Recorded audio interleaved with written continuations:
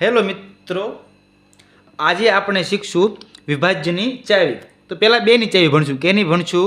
તો બેની ચાવી. પહેલાં વ્યાખ્યા જોઈ લઈએ, આપણે સમજશું. જે સંખ્યાનો એકમનો અંક 2 હોય, 4 હોય, 6, 8 કે 0 હોય તો તે સંખ્યાને 2 વડે નિશેષ ભાગી શકાય.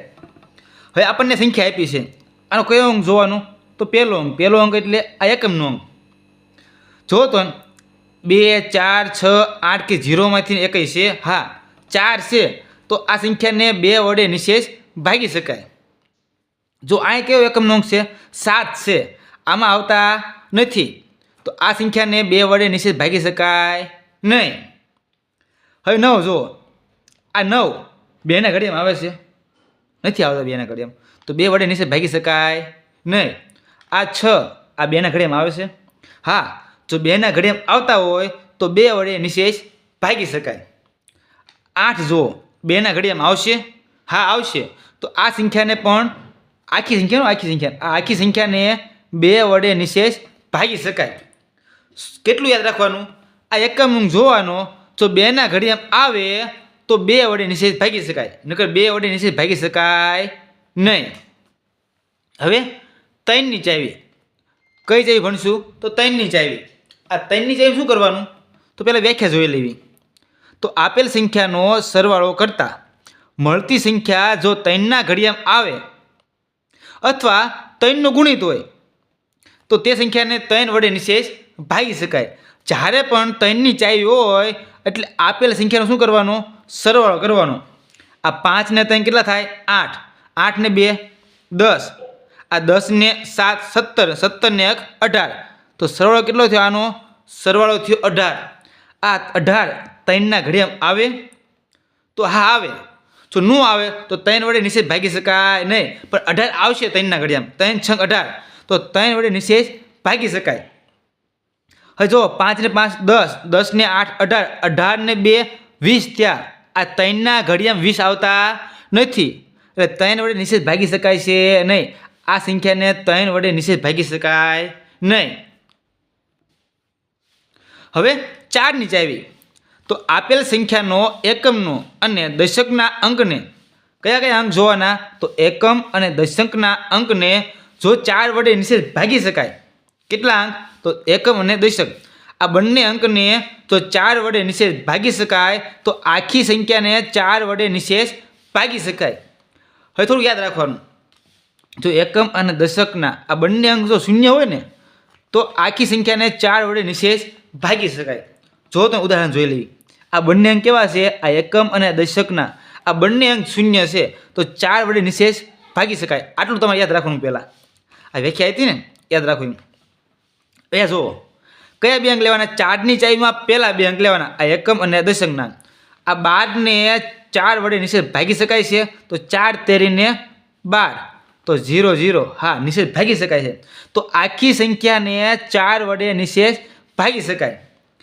આ જો 53 છે, આ 53 ભાગ્યા કરશું 4. 4 એકુ 4, એક તો 4 તેરી 12, શેષ વધી. નિશેષ ભાગી શકાતા નથી, તો આખી સંખ્યાને 4 વડે નિશેષ ભાગી શકાય છે નહીં. હવે 5ની ચાવી. પહેલાં વ્યાખ્યા જોઈશું આપણે. તો આપેલ સંખ્યાનો એકમનો અંક 0 કે 5 હોય, કયો અંક જોવાનો?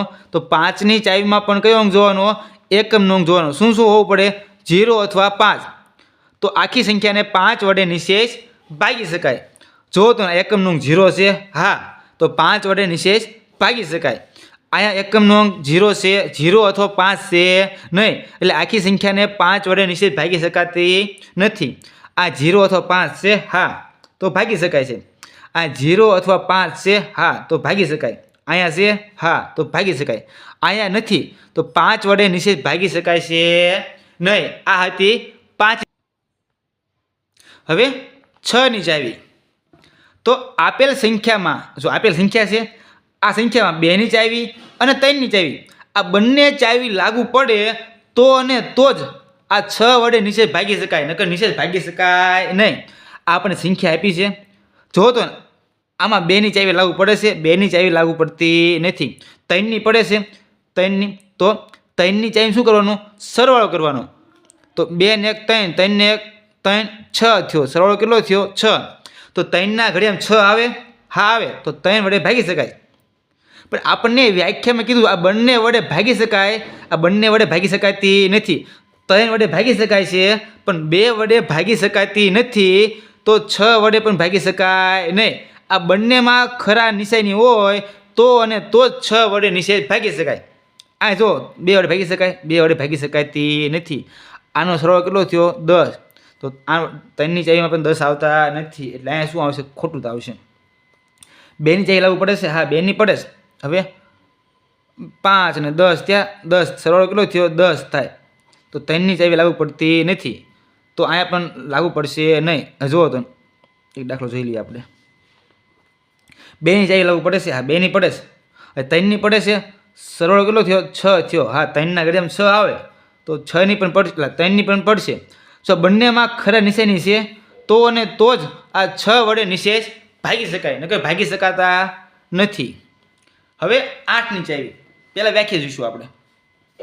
તો આપેલ સંખ્યાનો એકમનો અંક જોવાનો, આ દશકનો અંક જોવાનો અને શતક, આ 3 અંક જોવાના. આ 3 અંકથી બનતી સંખ્યા જો 8 વડે નિશેષ ભાગી શકાય તો અને તો જ આ આખી સંખ્યાને 8 વડે નિશેષ ભાગી શકાય.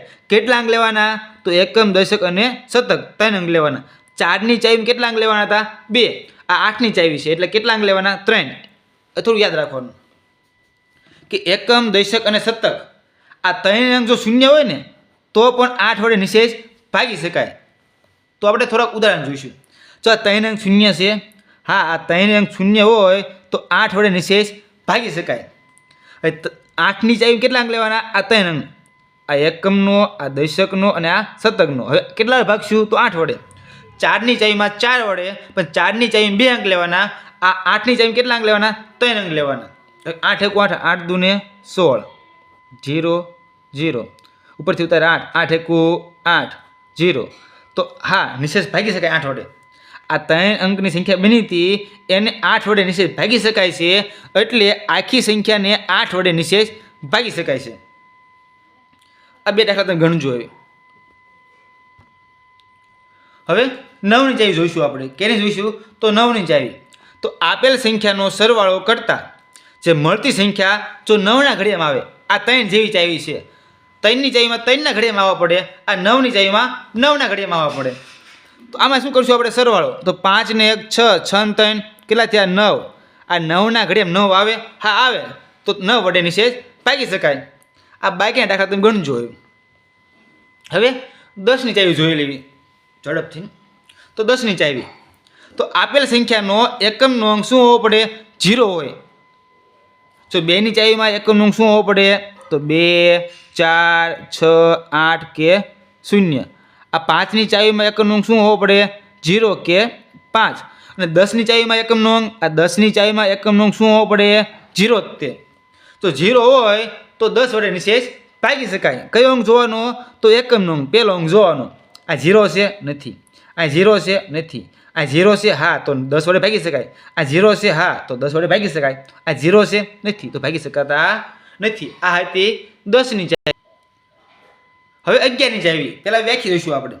તો આપેલ સંખ્યાના એકી સ્થાનનો સરવાળો કરશું અને બેકી સ્થાનનો સરવાળો કરશું. એકી સ્થાનનો સરવાળો કરશું અને બેકી સ્થાનના અંકોનો સરવાળો કરશું. આ બંનેને શું કરવાનો? તફાવત. તફાવત એટલે શું કરવાની? બાદબાકી કરવાની. જો 0 આવે અથવા 11 આવે અથવા 11નો ગુણિત આવે એટલે 11 કોઈ 11 11 22 એ ગુણિત કહેવાય હોય તો તેને 11 વડે નિશેષ ભાગી દઈશું. ઉદાહરણ જોઈ લેવું એટલે તમને આવડી જાય.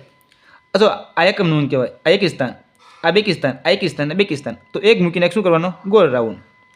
જે ગોળ રાઉન્ડ છે એનો કરવાનો સરવાળો. તો 6 ને 3 થાય 9, તો 9 થઈ ગયો. આ એકી સ્થાનનો સરવાળો. હવે 1 ને 8, તો 1 ને 8 કેટલા થાય? 9 થાય. આ બંને થઈ ગયો. આ એકી સ્થાનનો સરવાળો અને આ બેકી સ્થાનનો સરવાળો. આ બંનેને શું કરીશું આપણે? બાદબાકી. જવાબ કેટલો આવ્યો? 0 આવ્યો. 0. હા તો 11 વડે નિશેષ ભાગી શકાય આને.